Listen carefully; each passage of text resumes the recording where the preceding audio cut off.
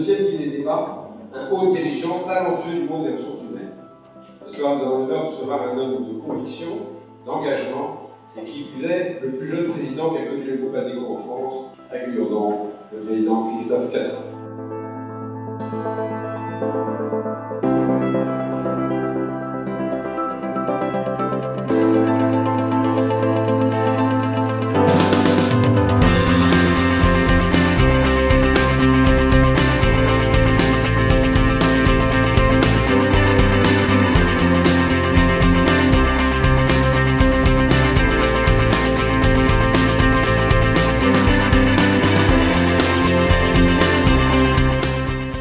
Le recrutement n'échappe pas à la vague de digitalisation qu'on voit émerger dans les industries, mais aussi dans le domaine des services.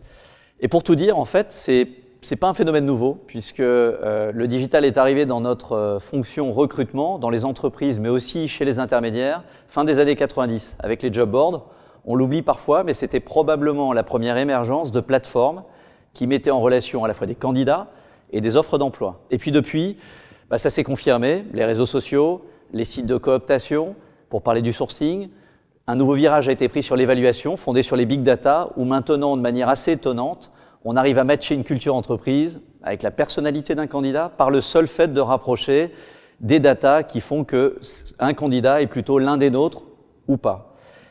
Et dernier élément émergent dans le domaine du recrutement, dans la dimension data, c'est la connaissance intime des données qui participent à un territoire, qui permettent de comprendre quelle est l'offre de main-d'œuvre, quelle est la demande de main-d'œuvre, et d'avoir la possibilité, sur des zones d'emploi très réduites, de comprendre comment préparer, anticiper les évolutions de cette main-d'œuvre, et notamment comment les former de façon à pouvoir adresser les challenges des entreprises du bassin d'emploi. Donc vous le voyez, le recrutement est très, très impacté par le digital.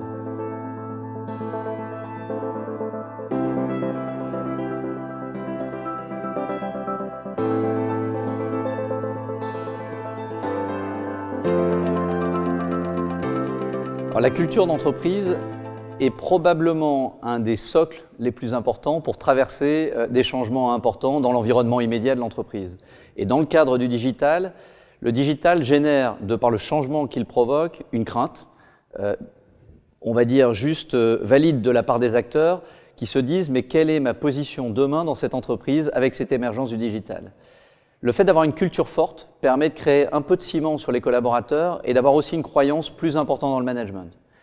Elle nécessite malgré tout que ce management soit très pédagogue, explique en quoi consiste cette vague du digital, quels sont les impacts sans nier les vrais changements, et après tout va être question d'apprentissage, d'accompagnement par le management, avec des valeurs qui sont parfois de bienveillance, qui sont parfois de rapidité, qui sont parfois de qualité d'exécution. Donc ces valeurs ne changent pas fondamentalement, elles accompagnent utilement le changement dans l'entreprise.